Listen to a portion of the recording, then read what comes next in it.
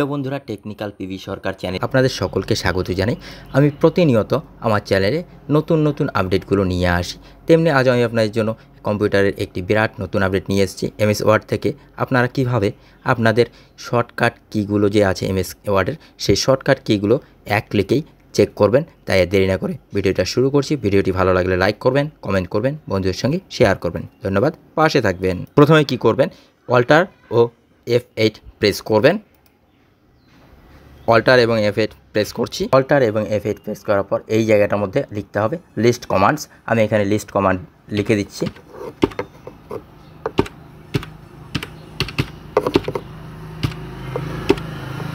List commands লিখে দিলাম। এরপর রানে ক্লিক করতে হবে। আমি রানে ক্লিক করে দিলাম।